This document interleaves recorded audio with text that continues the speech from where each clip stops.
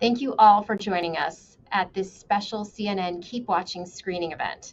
I'm Dr. Tara Narula, CNN medical correspondent, and I'm so thrilled to be joined by Dr. Fabi Hirsch-Cruz, CEO and Director of Clinical Services at Friends of Aphasia. What an incredible film and story, Dr. Hirsch. So let's jump right in.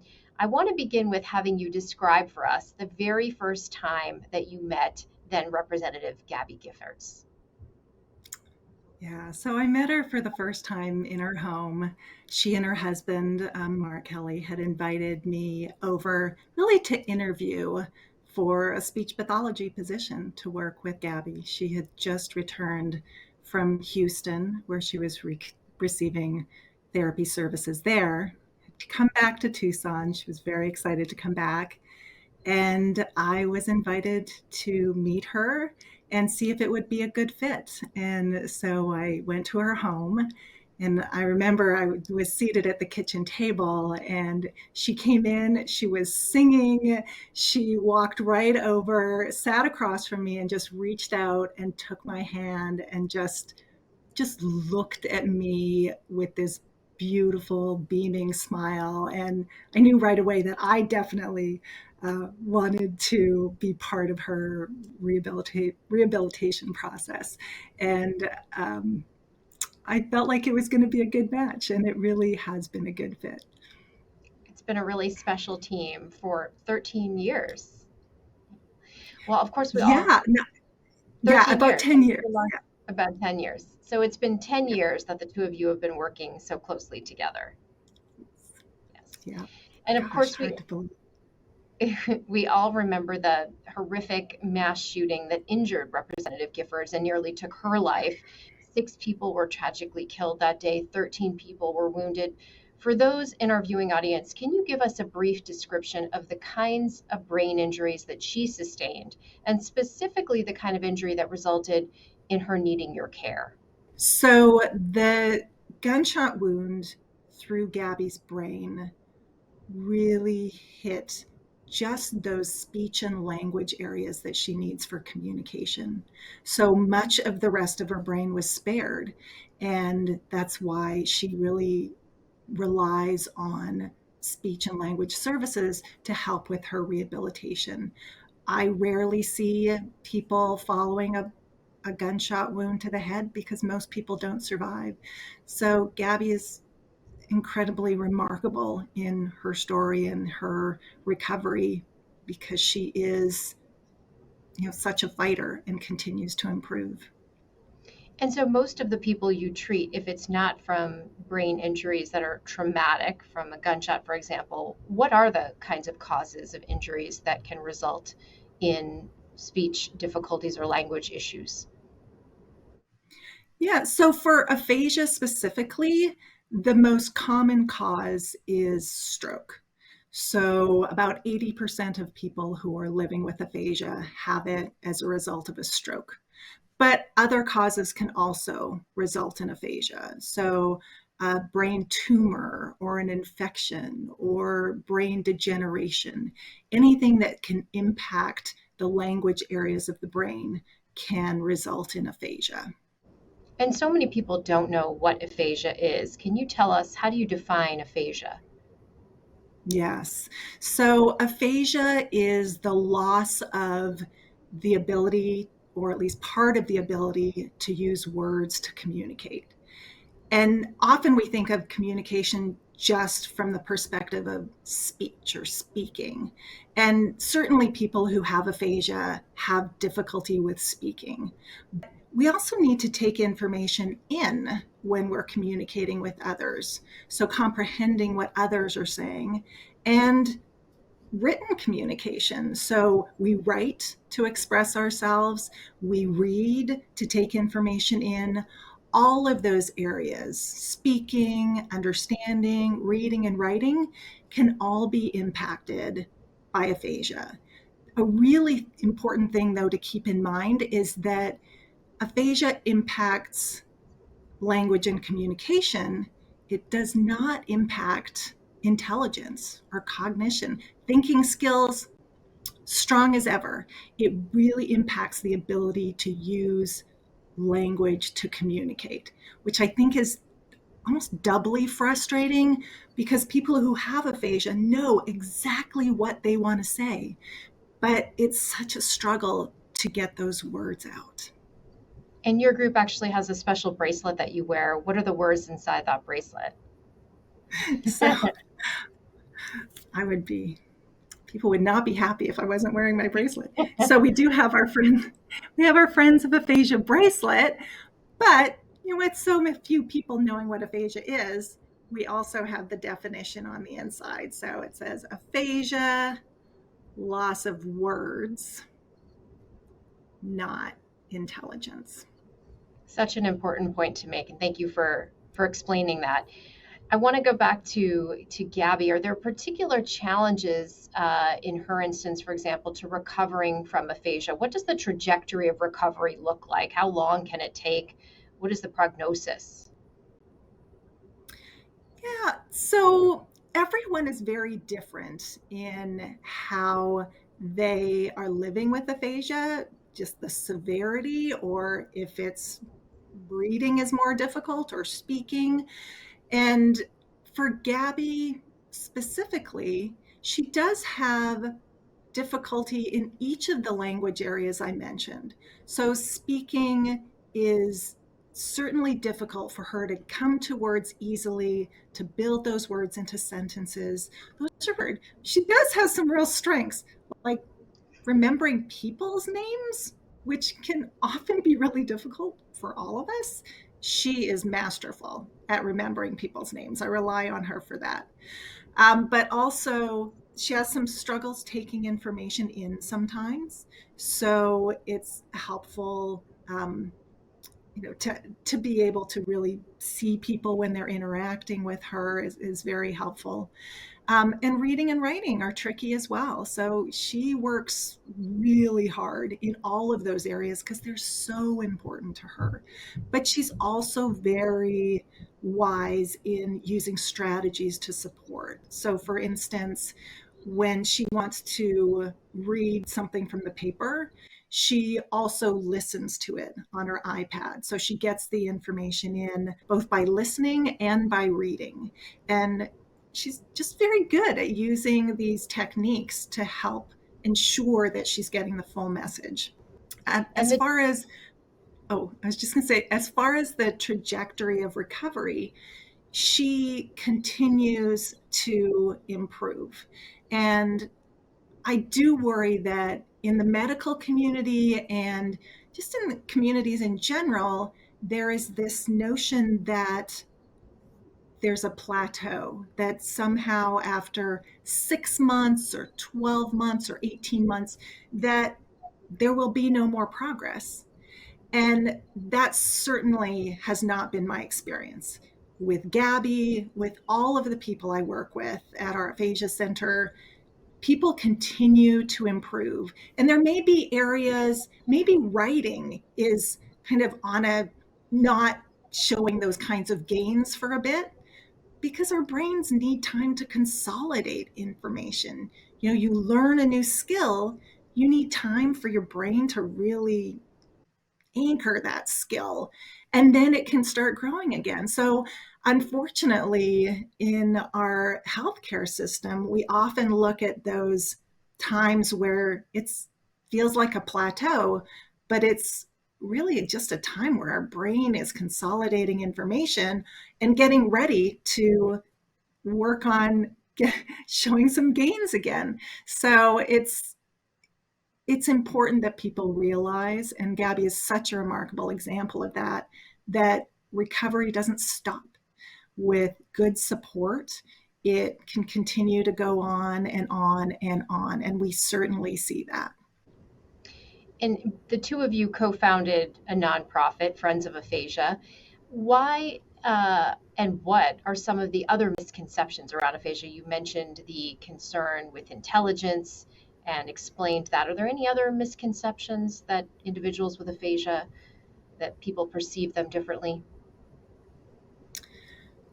Because so few people know what aphasia is, when they interact with someone who has aphasia, they often can't quite make sense of what is causing the communication difficulty.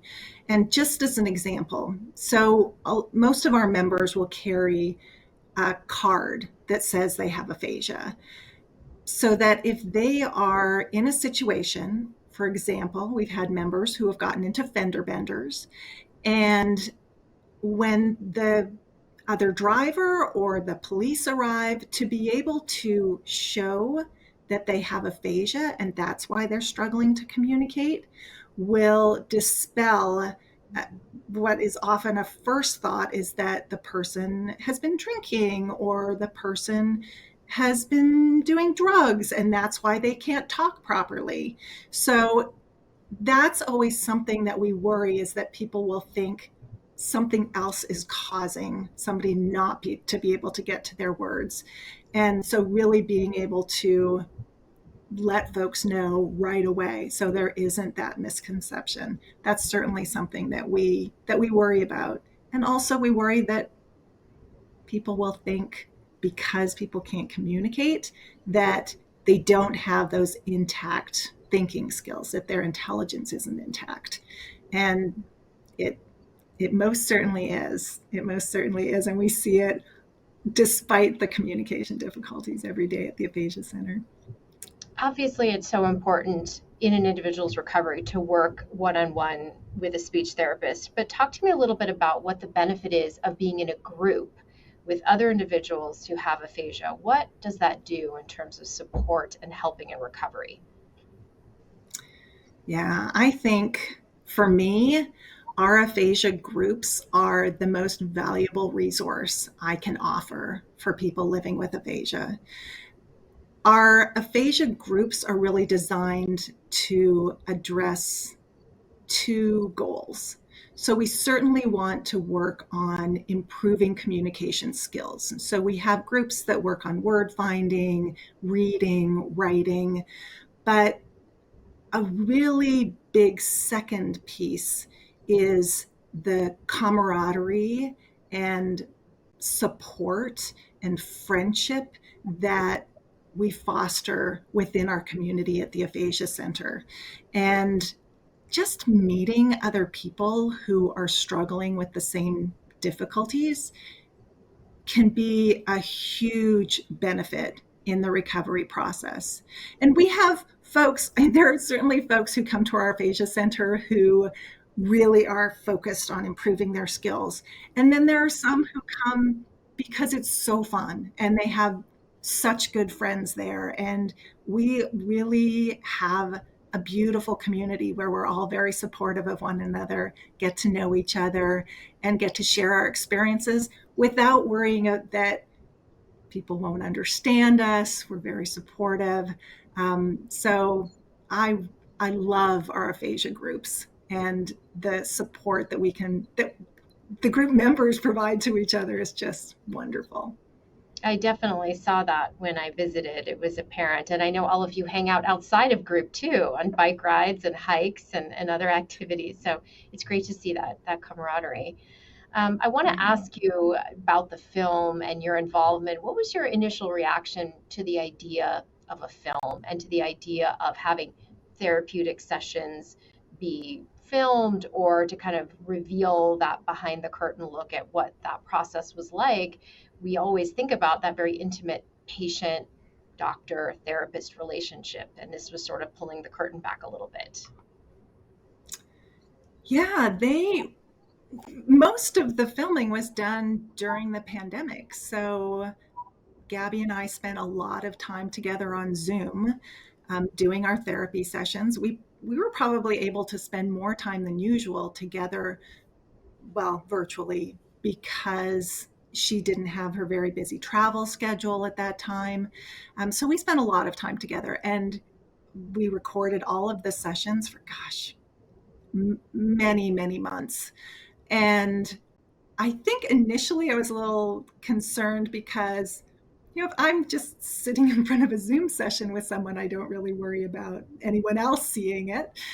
It is, like you said, that sort of intimate dynamic just between you and your patient. But then if you ever do start thinking, oh, a lot of other people could be seeing this. But I think that passed very quickly. And part of that is just Gabby's nature. You get drawn into the session and you're just enjoying your time with her and don't really think about the fact that anybody else might be watching this. I think later I was like, oh gosh, did I brush my hair before every session? But yeah, it was. I love how they captured really our dynamic, and especially Gabby's just compassion and her concern for everybody else. You know, you really feel like, oh, as a clinician, I should be the one supporting her. And in the film, the very first scene that we're both in, she is showing just what a compassionate person she is, and it makes me smile every time to see that section. Did you think it was important as well to show some of her struggles during therapy to give insight into just how hard and frustrating it can be? I think so. And I give the directors, Betsy and Julie, a lot of credit for not just sugarcoating things and really demonstrating the struggles that she has.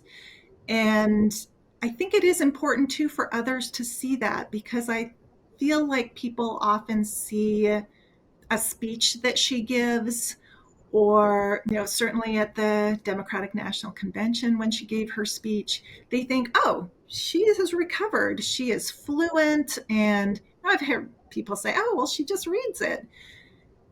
It is certainly not that easy by any means. We spent almost a year working on the DNC speech, and I think it's important for people to see that for her to give these beautifully fluent speeches, they start in a place that is really difficult, with and targeting each word and then each line and then line after line, and just practice and practice and practice.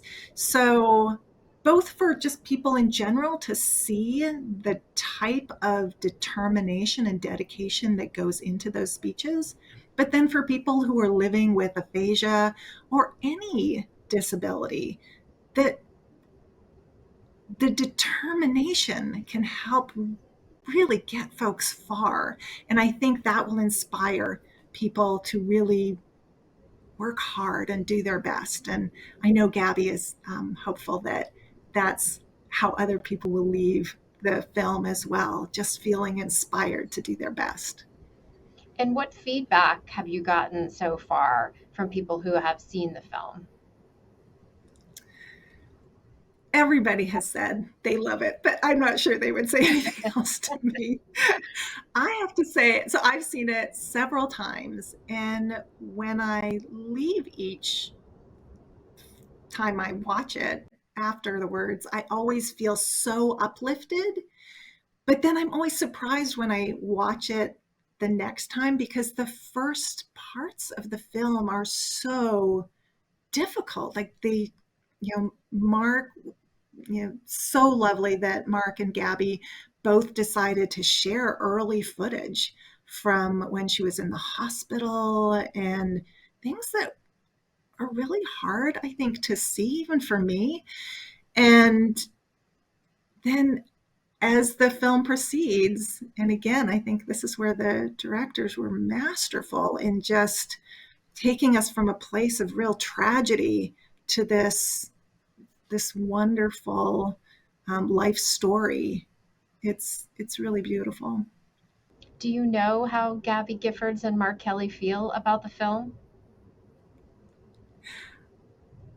I think they're really happy with it. I know I've heard Mark say that he was told never to let anyone make a documentary about them.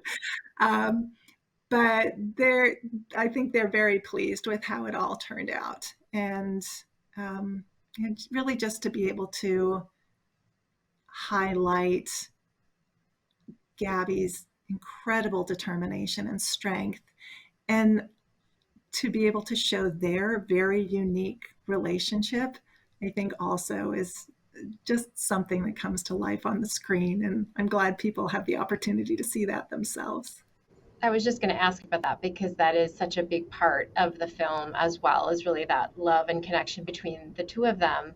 And I wanted to see from your perspective what role support that Mark Kelly gave to Gabby Giffords. What role did that play in her recovery? Because you've told me that you Mar- often see people have family members pull away actually from them because the communication is difficult. yes. So, isolation is a very big reality for people who have aphasia or any communication difficulty.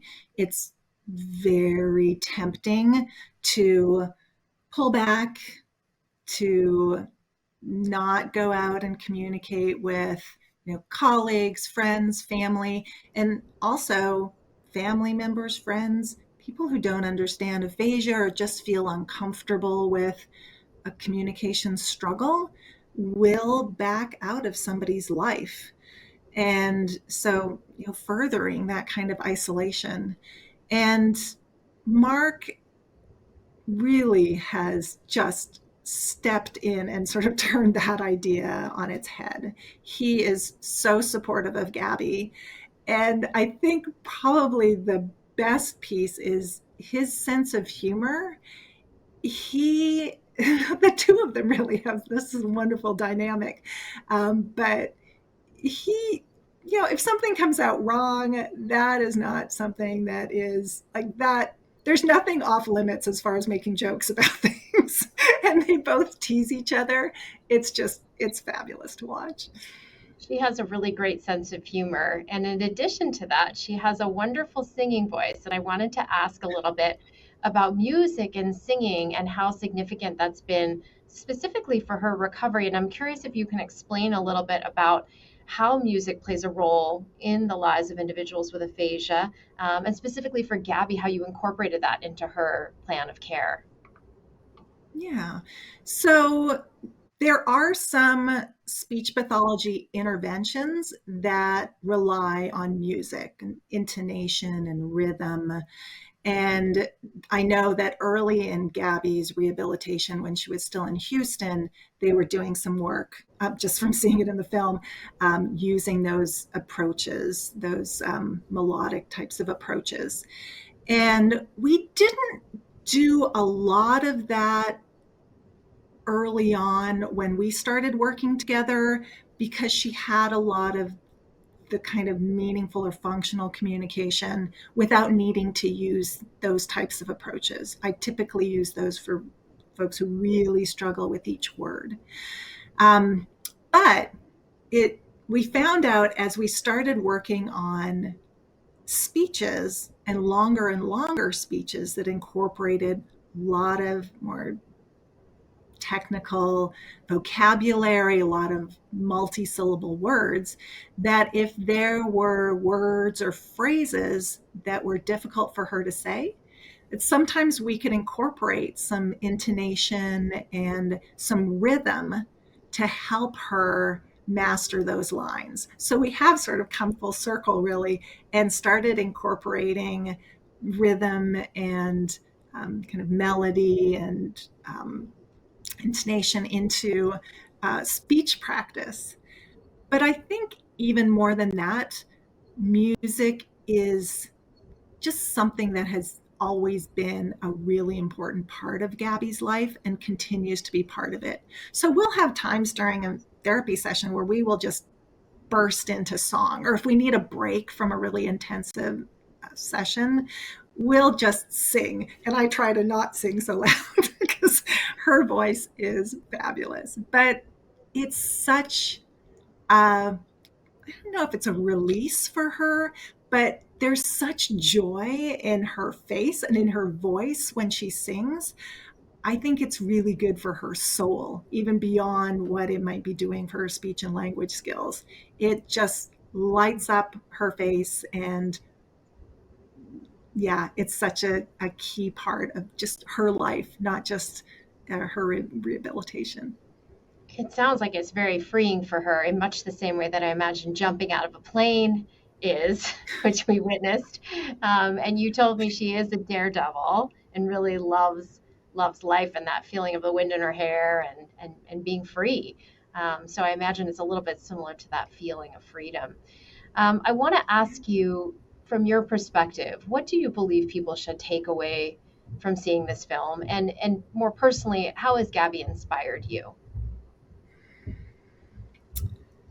I hope that people will take away from the film that feeling that they can overcome anything.